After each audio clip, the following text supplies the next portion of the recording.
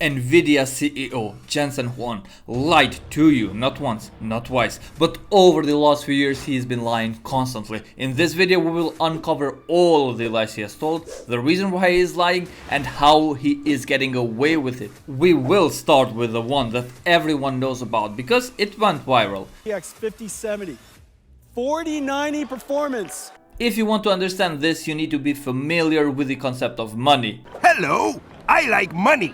And now you know why he said what he said, because the more GPUs he sells, the more money he makes. But how did he get away with lying? Because if we look at the graphs, that initially looks like pretty much nothing. You can see that the green line, which represents the RTX 5090, is mostly double of the line that is gray, which represents the RTX 4090, which might make you think that the RTX 5090 has double the performance of the RTX 4090, and every normal human would think like that. Nonetheless, if you look closely, you will see that the thing that is written in most of them is DLSS 4, and everywhere those letters are written, the RTX 5090 has double the performance. Everywhere else, it lacks the performance. It is still better, but you get the idea. First of all, DLSS 4 is frame generation that is available only to the RTX 50 series. So they are comparing frames on two GPUs, where one of the GPUs can generate frames and the other needs to actually render every single frame. And that is not speculation, because if you look closely, it says just that in any tiny little gray letters that you might miss. But we all have heard of this lie. So let's get into some lies that are less known. Let's move on to... We have AIs of artificial intelligence. He likes AI a lot, and he has made some claims about AI that just seem a bit crazy to me. Like, for example, that we are not in an AI bubble. I don't believe we're in an AI bubble. Which means that he believes that this investing, this growth in AI is not going to stop. And he has some good reasons for that if you listen to his longer videos, but it's clear that he doesn't actually believe in that himself, because his actions dictate the opposite. Think about this for a second. If the AI companies are profitable, that they wouldn't need companies like Nvidia to invest in them, but they do, and because of that Nvidia is investing in companies that it also sells GPUs to. But let's say that it invests because he knows that they will grow, then why did it back down from the biggest deal with the biggest AI company? Because Jensen Huang told the media that he will invest $100 billion in OpenAI. Jensen, Nvidia is making a $100 billion investment in OpenAI. And then Jensen maybe did the numbers and realized that the AI bubble might be popping soon. Nvidia CEO saying that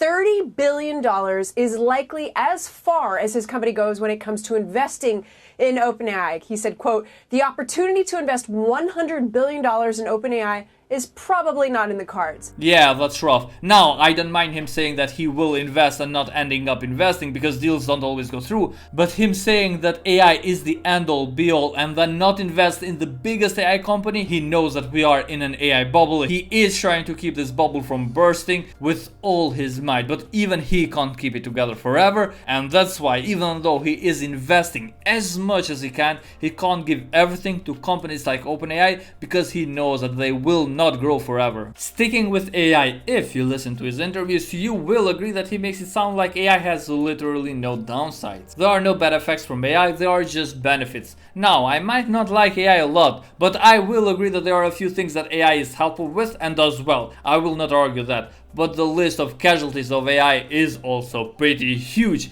Environment being one of them. And to be honest, the side effect of the environment, even though it is really important, we will not see the harm in it in a really long time. Basically, it is destroying the planet, but slowly. At the same time, everything that we do is also destroying the planet slowly, from the gas that we use in our cars to pretty much everything else. So the argument is valid, it is destroying the planet, and it is harming it way more than my gas bill, but the thing that is bothering me more is that it's not just the environment. It's the people. It is actually making people's electricity bill much more expensive because of the infrastructure that is needed for these AI data centers. Basically, people are reporting much more expensive electricity bills, and the reason that they are giving is AI. And it's not just electricity, it's everything else also. And just so you understand, I am not complaining about these things. I mean, I am, but not the way you might think. It's another thing to say that it has no downsides. It's another thing for it to turn out to have these issues,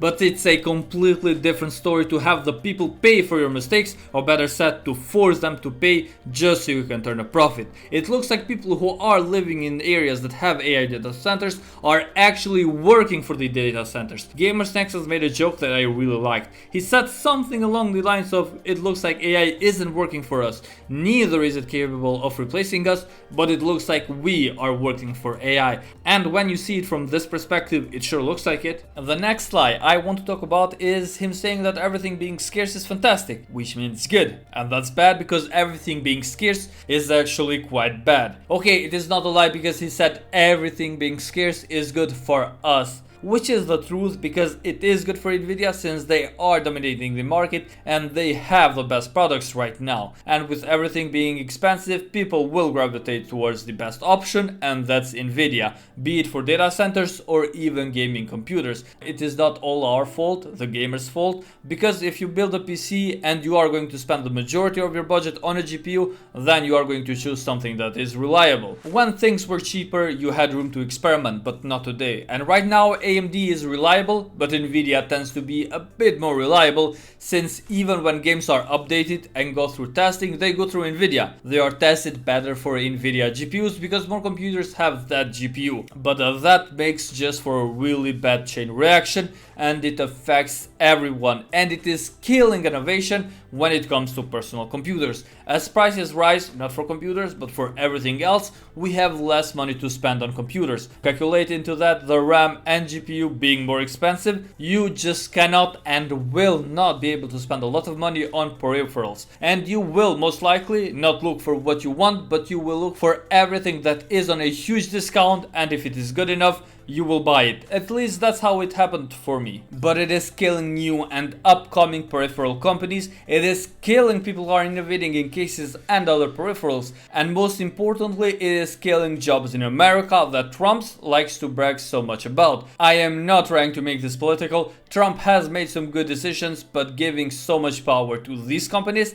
I don't know yet if that was a good choice. Because like I said, countries that have expensive workers like America, they will not be able to compete with the Chinese market, where they pay their workers with little to no money. And when you are in a tight budget, believe me, you will not look for innovation. You will not look where the PC cases were made. You will not look for the condition of the workers. You will buy something that is cheap, easy to use, and just works. And right now a lot of small companies cannot compete with that. You have Gamers Nexus, they made a really good 3-hour video in this topic where they go around and talk to smaller companies, and every company is facing financial problems. There's no way around that. And they go on talking about how people are moving away from owning personal computers and moving towards cloud-based solutions. And that is the case, that is the truth. But let's be honest, no one wants that. Not even the clients who are buying that product. People just can't afford to have good computers at home, and they will resort to pretty much anything so they can do what they want when they want. And when people cannot afford this stuff, they will feel like they cannot afford gaming as a hobby.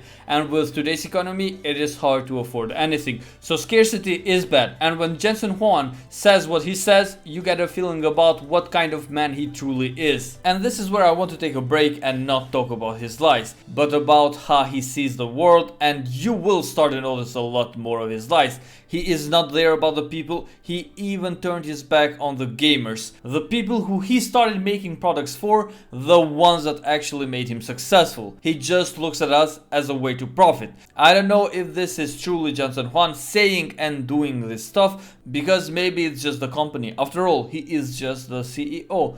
If he doesn't do what makes the most money, he will most likely get fired, and someone who is willing to do what he is not will become the new CEO. But no matter how you spin it, his only goal is to make money and grow the company by any means, even at the cost of lying to the people who helped him get where he is currently. With that said, do you agree with the lies he is telling? Do you believe that AI will grow as rapidly as he is saying? And most importantly, what do you think about him and his influence? I would love to hear about that in the comments down below. Thanks for watching the video, and see you in the next one.